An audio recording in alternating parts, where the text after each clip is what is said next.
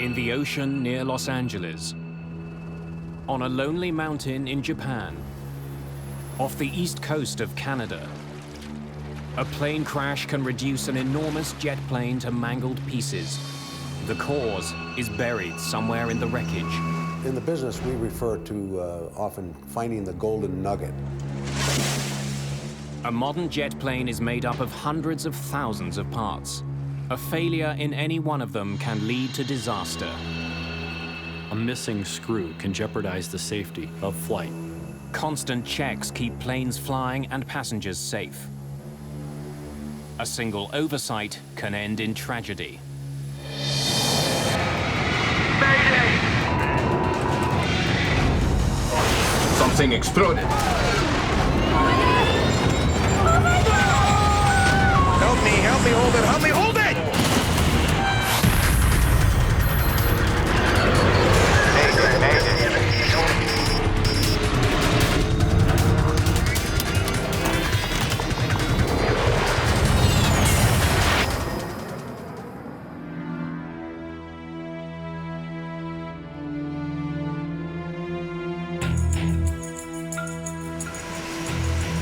A hot summer night in Phoenix, Arizona. It's 11 o'clock, but the maintenance workers at Southwest Airlines are just getting started. Tonight, they're going to open up a state-of-the-art Boeing 737-700. Almost 40 inspectors and mechanics are going to spend the night making sure the plane is fit to fly. Without proper maintenance, airplanes don't fly. Pilots are usually the focus for the operation of the airplane, but maintenance has an equally high priority role in the safe operation of any aircraft. To keep airplanes in peak condition, they get more health checks than most passengers. It is a very intricately weaved web between the operation of the airplane and the maintenance of the airplane and the management of the airplane. Passenger planes are examined every time they come to a stop. This is the A check. A brief walk-around inspection turns up the most obvious problems. The more intensive work is done at set intervals.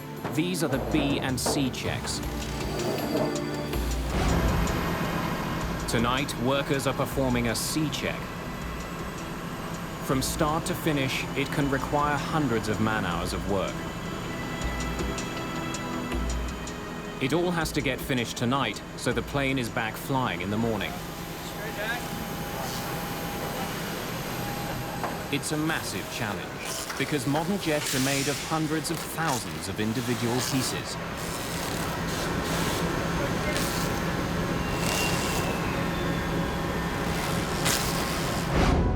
In 1903, when the Wright brothers took their historic first flight near Kitty Hawk, North Carolina, their plane had some 1,500 parts. A 737 has more than 360,000. You have to ensure that every one of those components is doing its respective job. It doesn't matter how big the part is, a missing screw can jeopardize the safety of flight. It's a lesson the aviation industry has learned the hard way. January 31st, 2000. On board Alaska Airlines Flight 261, the situation is desperate. Operating a damaged plane, the captain is trying to land at Los Angeles Airport, but the aircraft is not responding to controls. The MD-83 is plunging towards the Pacific Ocean. Other pilots flying nearby report the nightmare scene back to LA Air Traffic Control. Yes, sir. He is definitely in a nose-down position, descending quite rapidly. Definitely out of control. Plane's inverted, sir. Okay. Yeah, he's inverted. Push the blue sign up! There! Here we go.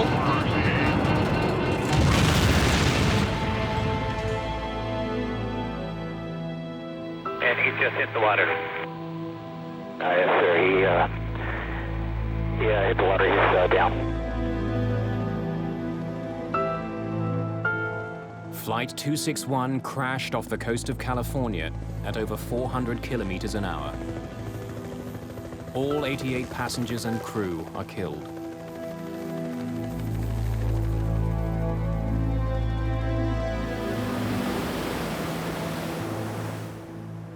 Investigators from the National Transportation Safety Board begin their work quickly.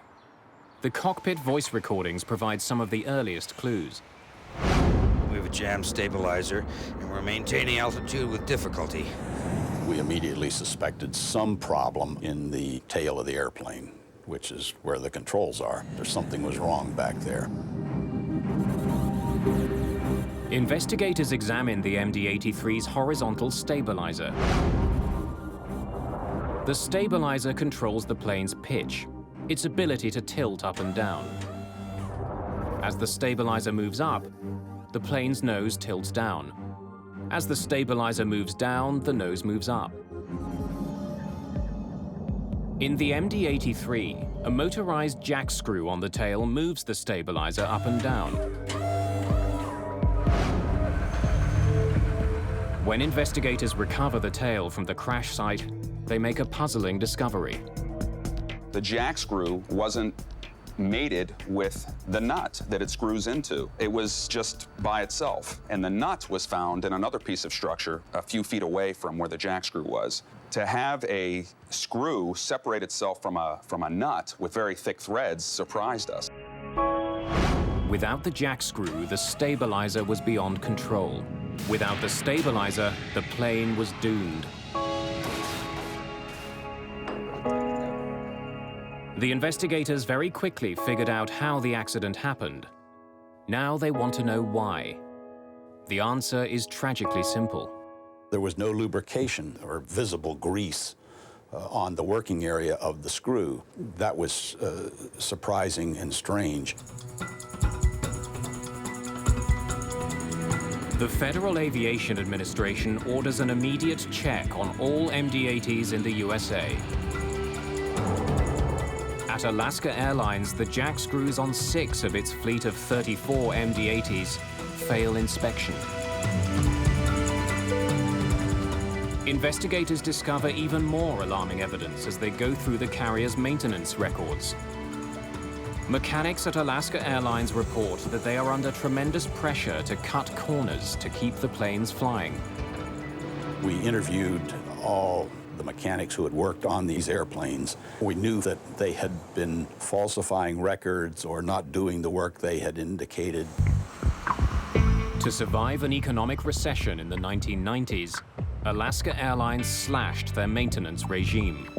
With air carriers, especially those that may be economically strapped, they're going to stretch inspection cycles to the maximum. The FARs, the Federal Aviation Regulations, set a minimum level of safety. Now, if you're going to operate on a shoestring, you're only going to meet that minimum level of safety. If I'm a good carrier, or I want to be a good carrier, and I want to show that we're going to operate at the highest levels of safety, I'm going to typically exceed the minimums. It's going to cost more, but I'm going to exceed it. A lot of companies that say, wait, the regulations only say I only have to go to here, that's what I'm going to do. Jack screws in the company's fleet had been inspected every 500 to 700 flight hours. But in 1996, to cut costs, Alaska Airlines began checking the jack screws every 2,500 hours. At the same time, they doubled the average daily use of their fleet.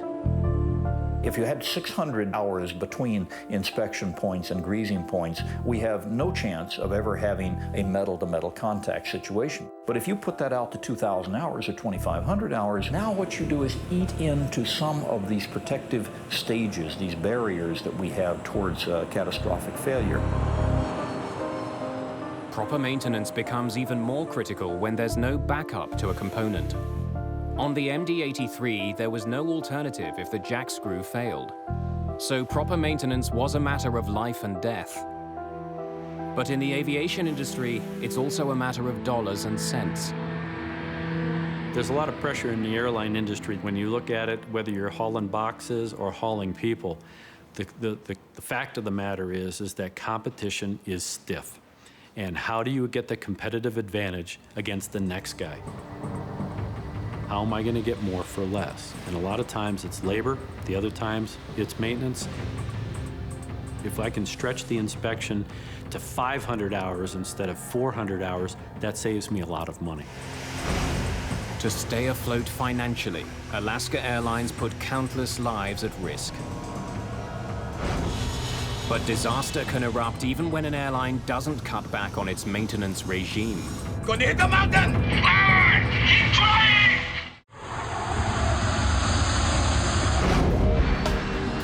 It's past midnight in Phoenix, Arizona. A maintenance crew works through a 737-700. They're performing a so-called C-check, one of the most detailed inspections any plane can go through. We work out overnight because that's when nobody flies. It's better for the airline to keep the airplane on ground overnight to fix them up. Tonight, 339 individual inspections are set to be made. Each one of these is tracked by computer. Anything that comes up yellow is an unscheduled procedure, a problem that's just been spotted. Unscheduled maintenance are those kinds of things typically that people will experience with their car where they're driving down the highway and all of a sudden the air conditioner doesn't work. Well, the same with an airplane. Tonight, the inspectors discover a tire on one of the main landing gears is worn out. They add it to the list of unscheduled maintenance items. It has to be replaced before the plane goes back into service. Obviously, the stakes are extremely high. Every night we come to work and try to do our best job possible. Make sure everything's in working order so people get to where they need to go. But sometimes, despite all the maintenance, the worst-case scenario comes true. A simple repair can unexpectedly lead to disaster. August the 13th, 1985, Mount Osutaka, Japan. This is the wreckage from the deadliest single-plane disaster in aviation history. JAL Flight 123 crashed the night before, killing 520 passengers and crew. Only 4 people survived. Because the 747 jet was built in the United States, the National Transportation Safety Board joins the investigation. When I arrived in Tokyo, the atmosphere in Japan was extremely stressful. The news media were everywhere. There was a tremendous amount of anger. Soon after the crash, experts get a helping hand from an amateur photographer. He managed to take a picture of the 747 minutes before it crashed.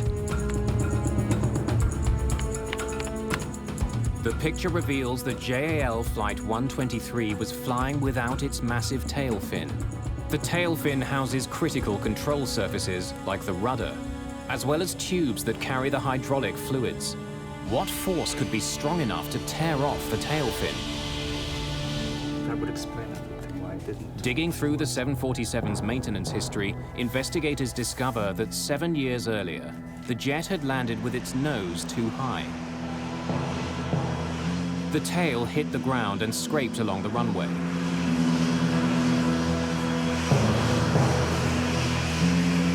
The rear part of the plane had to be repaired, including the pressure bulkhead. Japan Airlines called in Boeing technicians to help repair the cracked bulkhead. After this unscheduled maintenance, the 747 was given a clean bill of health and flew for another 7 years. But this bulkhead becomes a prime suspect for the investigators.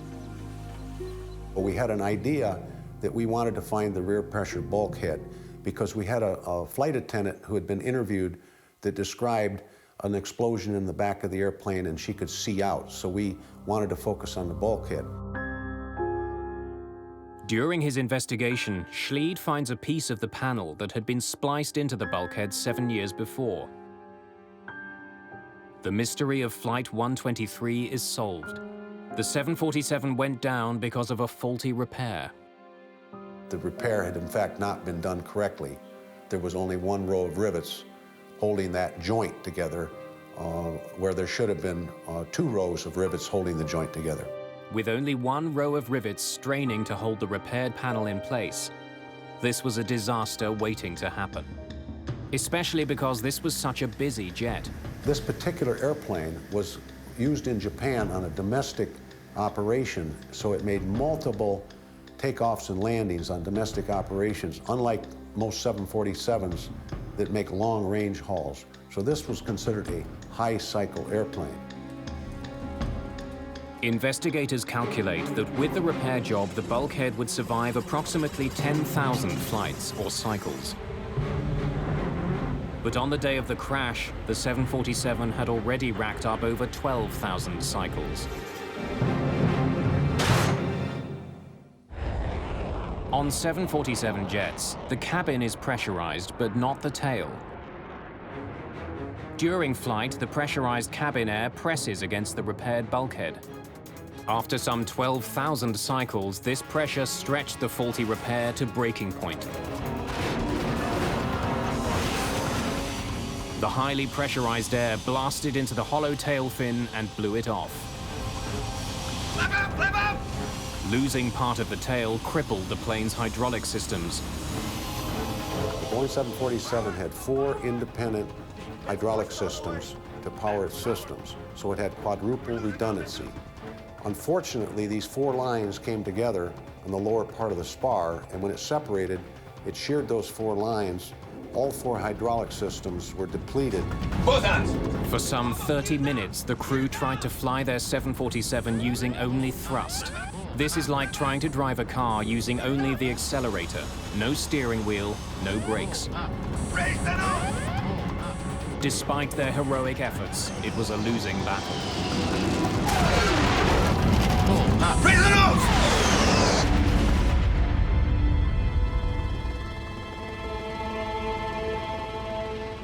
All this death and destruction boils down to a missing row of rivets.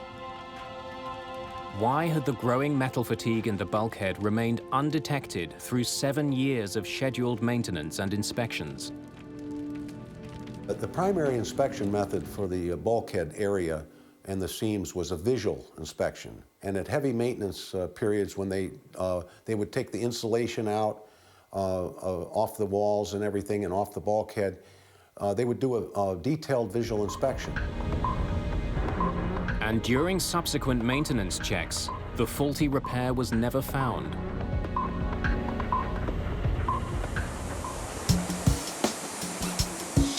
Two decades after JAL Flight 123, airlines are constantly looking for hidden flaws that aren't visible from the outside. Back at the Southwest maintenance hangar, inspectors are using a borescope, a tiny flexible camera, to inspect the engines. Engines are the heart of passenger planes. If they stop working, pilots don't have the option of pulling over to the side of the road. Yeah, there we go. In this area, we're looking for cracks, looking at the blades, the rotor blades, and we're looking for missing material off of them. You know, any hot spots that have worn through the metal, cracks, radial and axial cracks. Any kind of crack or trace of metal fatigue in any of the fan blades could spell disaster.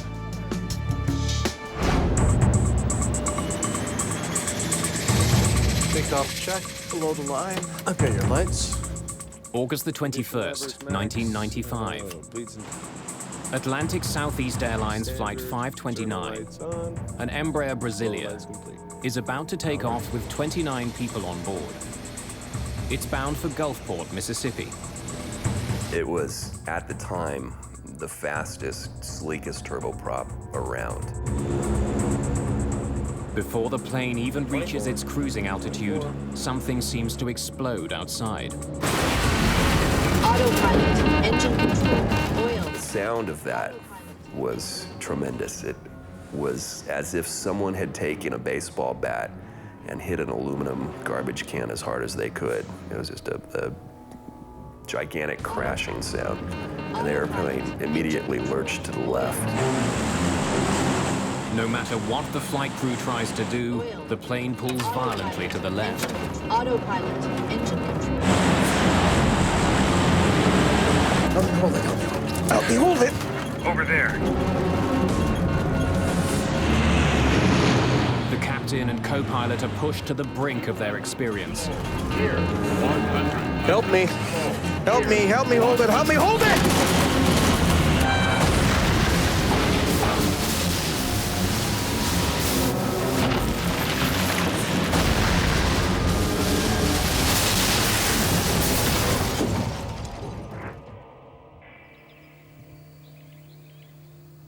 Atlantic Southeast Flight 529 crashes near the small farming community of Carrollton, Georgia. Emergency? Yes, we have a plane crashed in our backyard. A plane crashed? All 29 people survive the violent landing.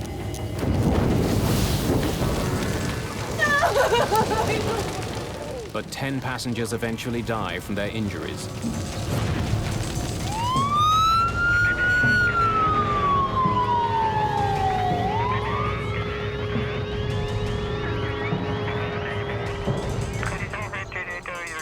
Called into action, the NTSB creates teams to examine various parts of the plane. Jim Hookey, an aerospace engineer, is in charge of the propeller maintenance group. We came along a lot of pieces of the wing, came along the propeller assembly that was missing one part of the blade. The blade broke in a very specific fashion, leaving behind all the telltale signs of a fatigue fracture. A fatigue fracture tends to be a very flat fracture. Also has what we call beach marks radiating out from the origin. So you see these radiating concentric rings coming from the origin of the crack. Hookey had good reason to focus on the broken propeller blade. 17 months before ASA 529, identical propeller blades broke on separate flights over Canada and Brazil.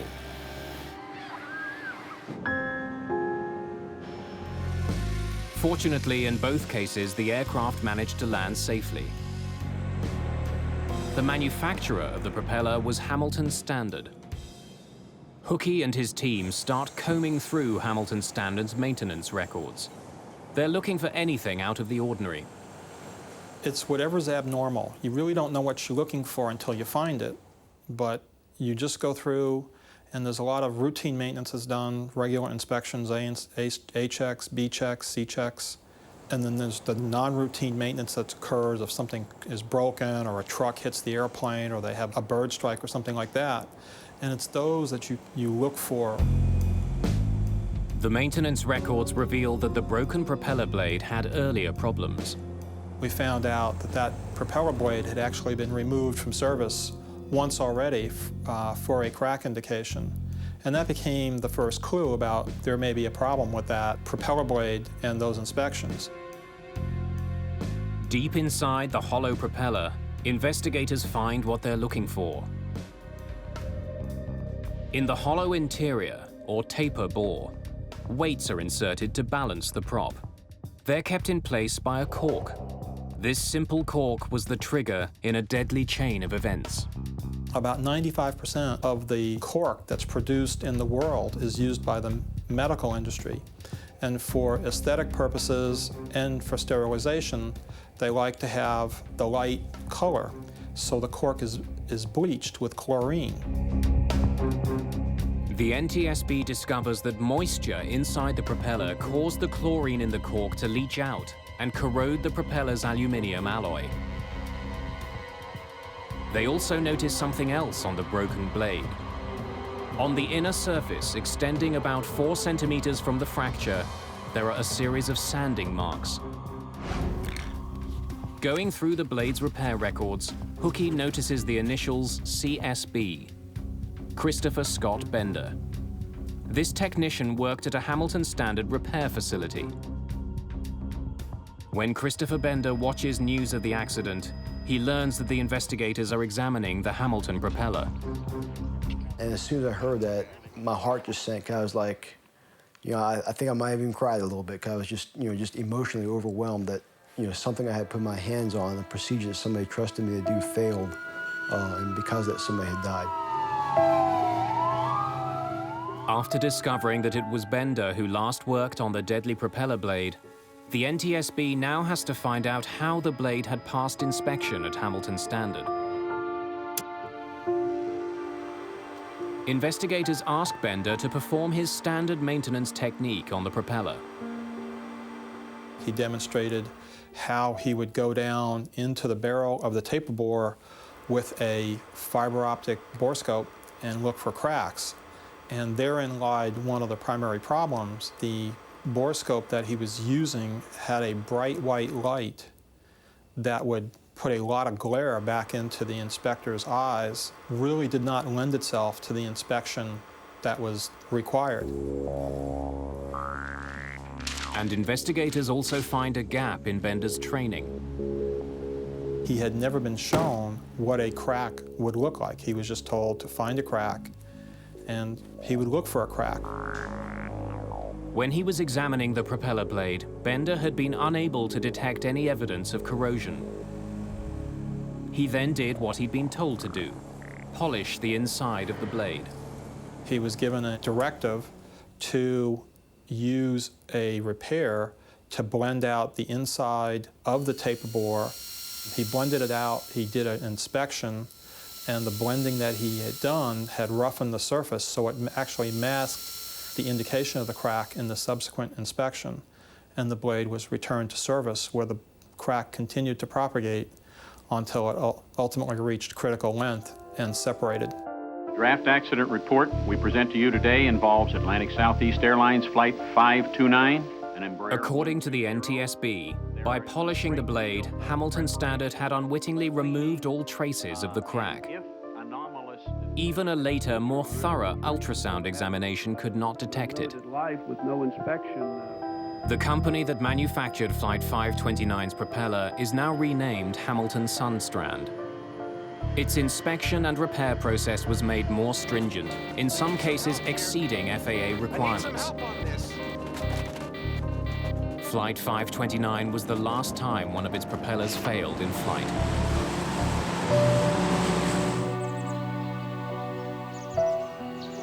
You know, I wish this had never happened.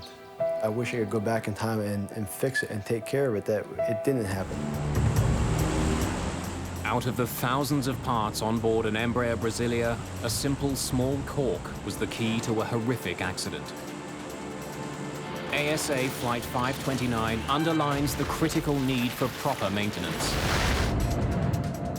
But sometimes maintenance can create the potential for disaster when a new component is installed into an older airplane. Mountain Center, Swissair 111 Heavy is declaring pan, pan, pan. We have smoke in the cockpit.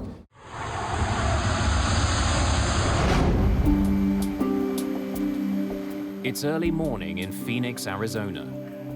Southwest Airlines engineers are continuing their scheduled maintenance of a 737. Southwest is unique among larger airlines. It flies just one kind of plane, the 737. Tonight, engineers are working on a 700 model, one of the newest 737s. But the company's very first 300 model, bought in the mid-1980s, is still flying. You can still operate an old airplane as long as you have inspection protocols. When you look at some of the cargo carriers, they're operating airplanes that are 30 and 40 and even 50 years old. They're still reliable airplanes. They've been maintained, they've been retrofitted with modern-day equipment. Updating older planes is a standard part of maintenance. But sometimes installing a new component in an older plane can lead to tragedy. Inside this makeshift lab are the shattered remains of Swissair Flight 111. On September the 2nd, 1998, the passenger jet crashed off the coast of Nova Scotia, Canada, killing everyone on board. Recovered from the seabed, the debris is overwhelming. There is almost 250 kilometers of wiring alone. In Swissair, we've had about 2 million pieces of airplane, and we pretty much almost had to look at them all. In the business, we refer to often finding the golden nugget. That's saying, aha, there's the cause of the accident. Somewhere in this wreckage, investigators hope to find that golden nugget.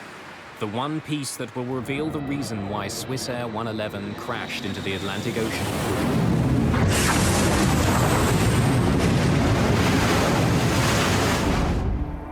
The cockpit voice recorder gives investigators their first critical clues. Do you smell something? Yeah, what is that? Go have a look, I'll take the controls. Roger, you have control. The first officer checks the area around the air conditioning vent. Nothing seems wrong. I don't see anything, Urs. And there's nothing up there now. Captain Zimmerman is troubled by the smell of smoke. There it is again. He starts to divert the plane to the nearest airport. Find the closest place to land, Stefan. He radios air traffic control in Moncton, New Brunswick. Moncton Center, Swissair 111 Heavy is declaring pan, pan, pan. We have smoke in the cockpit. Pan, pan, pan is an international term used to notify air traffic control of an urgent situation. 30 miles to fly to the threshold. It's one step below declaring mayday. I guess Boston, we need for some Swissair 111 is directed to Halifax and starts its descent. Okay, can I vector you to set up for runway 06 at Halifax? The pilots appear calm and in control. Halifax is just 20 minutes away. They want us to turn to the south. At that point, everything was normal. I gave the pilot an initial descent, and he requested to level off at an intermediate altitude to get the cabin in order for the landing, which took to mean that they needed to pack away dinner trays and things like that. Cabin bus off! Cabin bus off, roger. But the seemingly controlled situation on board Swissair Flight 111 escalates into a full-scale emergency. Autopilot, disconnect! We are declaring emergency now, Swissair 111 at time 0124. All my screens are down. I'm flying on standby instruments, maintaining 300. Shortly after declaring an emergency, the plane goes silent.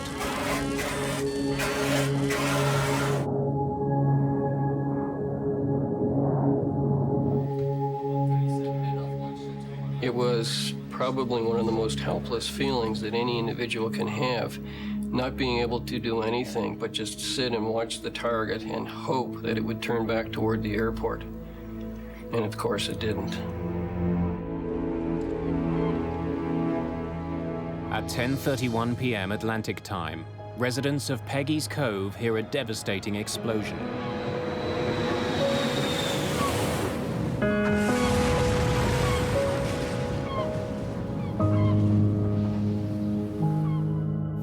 From the cockpit voice recorder, investigators know they're dealing with a fire and not a plane that was malfunctioning. We found no anomalies or no problems in any of that flight data that suggested there was a problem with the aircraft. Investigators work their way through the hangar of wreckage recovered from the Atlantic Ocean.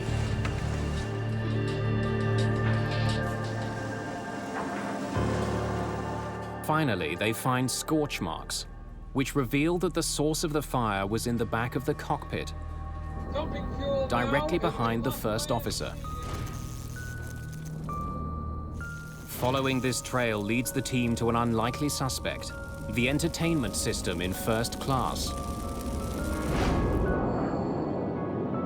The Swissair MD-11s provided first class with one of the world's most sophisticated entertainment systems.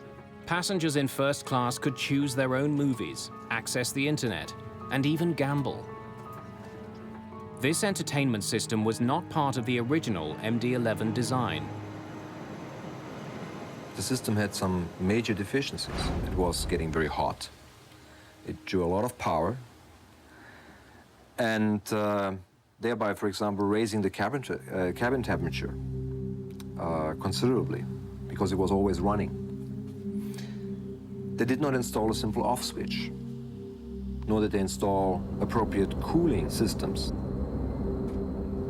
Anytime you have an electrical system or you're putting an aftermarket install into an airplane, you run the risk of compromising the integrity of the aircraft itself as it was originally designed. When informed about the flaw in the wiring, Swissair immediately disabled the entertainment system on the rest of its fleet. But investigators discover that another piece of the jet had helped the fire spread with alarming speed. And in this instance, we did discover a wire that arced in that way, and right next to it was some very flammable material called metallized polyethylene terephthalate covering material that covers the insulation blankets. This polyethylene insulate was common on commercial airlines around the world. It had somehow passed the industry's flammability tests, which require materials to self-extinguish after a reasonable period of time.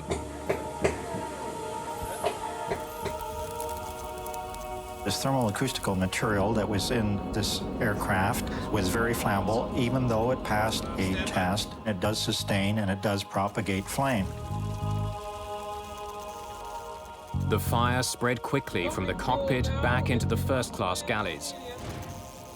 Some metals showed heat damage from temperatures as high as 1100 degrees Fahrenheit. Less than 12 minutes after the crew declared a pan-pan, the fire disabled all electronics in the cockpit.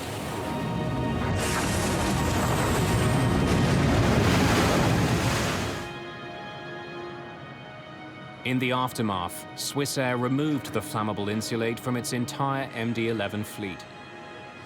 The rest of the industry was required to follow suit. In Phoenix, Arizona, flight engineers continue their C-check on the 737. It includes testing the plane's rudder. The rudder is one of the jet's most vital control surfaces. It allows a plane to turn left and right. Okay, Seabass, rudder should turn.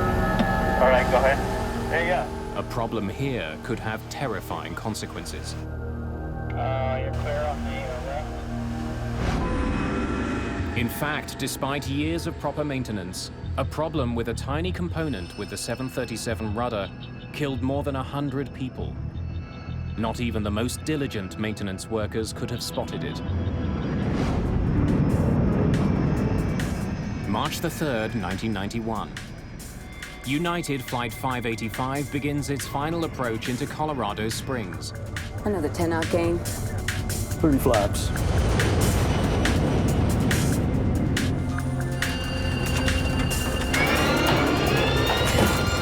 Oh, God, sick! 15 flaps! 15! Going up! Oh, my God! Oh, my God! Oh, my God!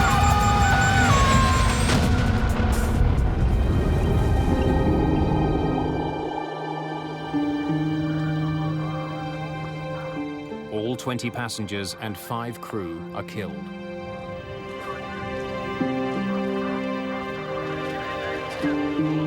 Investigators from the National Transportation Safety Board descend on Colorado Springs.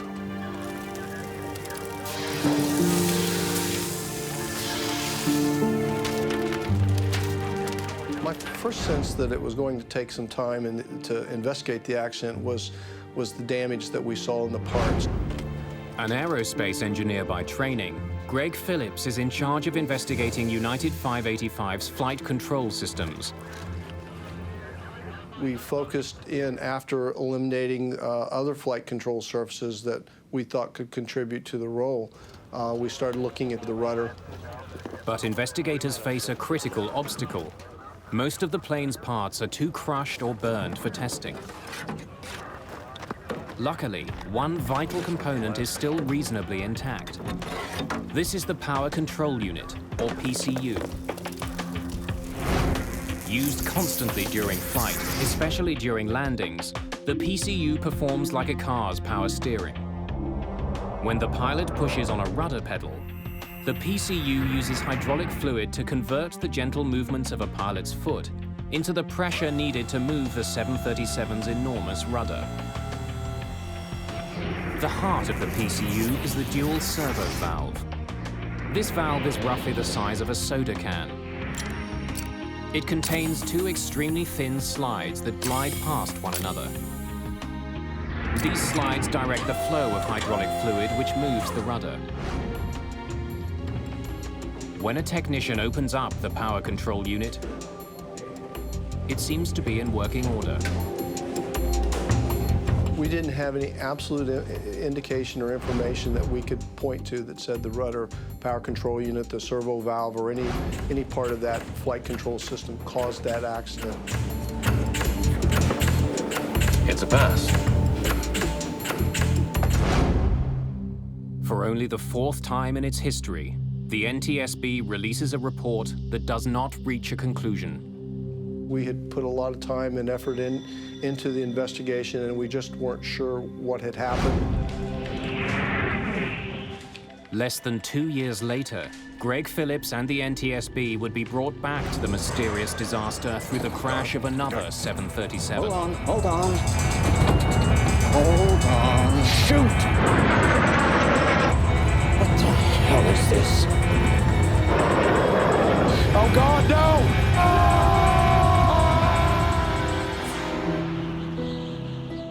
September the 8th, 1994. US Air Flight 427 has crashed near Pittsburgh, killing everyone on board.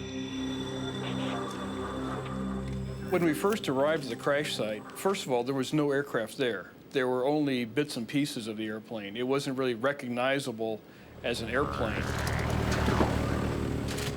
Investigators begin to see that this crash is a mirror image of United Flight 585.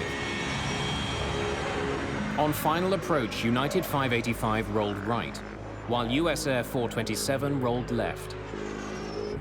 Both crews are caught by surprise. After a terrifying struggle, both crash with no survivors.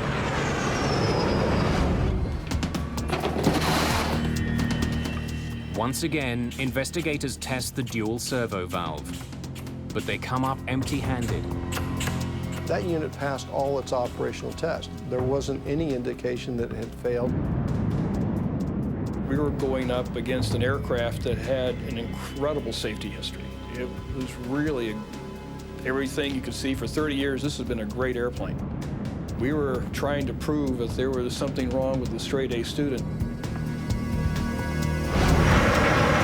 The team reaches another dead end. But almost 2 years later, they get a third chance to solve this deadly mystery.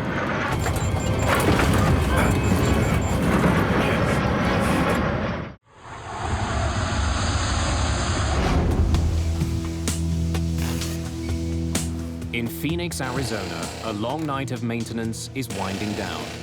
Over 30 mechanics and some half a dozen inspectors have combed through a Southwest Airlines 737. The team has made more than 400 separate checks. Parts have been replaced. Southwest 737 N427WN is almost ready to fly again. Hopefully it'll push back out of the hangar. We'll do some leak checks, make sure everything's working, nothing's leaking. Then it'll go to the gate for departure time. But it's a truth in maintenance that engineers can only fix what they know is broken. For several years, every 737 that flew had a hidden danger that not even the most careful technician could have spotted. In the early 1990s, 2 737s crashed in mysterious accidents. In both cases, the jets spiraled out of control.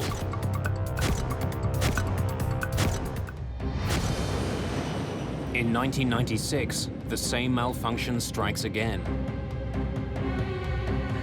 It's June the 9th. Captain Brian Bishop prepares to land in Richmond, Virginia. Then, just like United 585 and US Air 427, his plane rolls out of control.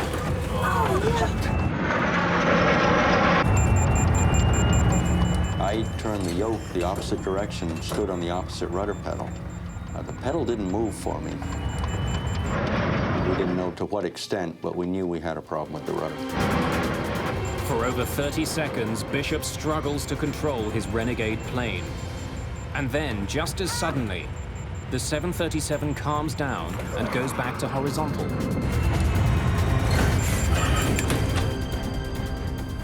We had started the checklist. Almost before I could finish the sentence, all of a sudden there was just a wham. The 737 is once again out of control.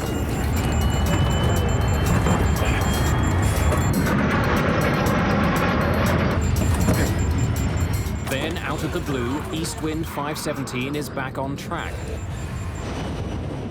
Wasting no time, Captain Bishop gets it onto the tarmac. Taxiing in is when I realized my legs were shaking. We launched to the scene. The airplane literally didn't move, stayed at its location in the airport until we got down there. Suddenly they had a 737 that had a rudder incident that was intact, and they had a pilot who was alive and who could talk about it. I think they were much happier to have the airplane than me. Investigators zero in on the 737's rudder controls. The power control unit is tested again and again, but it performs perfectly. Refusing to give up, investigator Tom HOUETER decides to try a different test. One fellow mentioned a test they had done in the military of a thermal shock. The power control unit is soaked in dry ice and blasted with nitrogen gas at -40 degrees Celsius. Then it's injected with superheated hydraulic fluid. It's then given a command to start working. As we were standing there listening to the actuator move left and right, it stopped. And it was not commanded to stop. It just jammed. Stopped working completely. The team has discovered that a small hydraulic valve that controls the rudder of the world's most popular jetliner can jam in the right circumstances. And the valve can jam without leaving behind any traces. When investigators double-check their results, they discover another major flaw. Careful analysis of the data, a couple of the engineers recognized that it not only stopped working, but actually left became right and right became left. There was actually a movement of fluid into places that it shouldn't have gone. And the reversal is like driving your car. You turn to the right, it goes left. You're not going to figure out this failure mode until you go off the road. And in these cases, that's the pilots were faced with, something so unusual that they didn't understand what was happening. What the hell is this? That would explain why the first officer, Chuck Emmett, would keep his foot on the rudder pedal, because he's thinking, why isn't the plane going right? And he's feeling the plane go to the left. In the aftermath of these disasters, pilots received better training on how to deal with sudden rudder problems. Boeing spent hundreds of millions of dollars redesigning and replacing the rudder's dual servo valve on thousands of 737s around the world. One thing we don't like at the safety board is to have an undetermined accident, because then we can't make a change to improve safety. So out of US Air 427, United 585, we have a much safer 737 fleet. It's 7 a.m. After an 8-hour shift, the maintenance is finished on this Southwest Airlines 737. According to their maintenance reports, the team has conducted 78 unscheduled procedures and 339 scheduled inspections.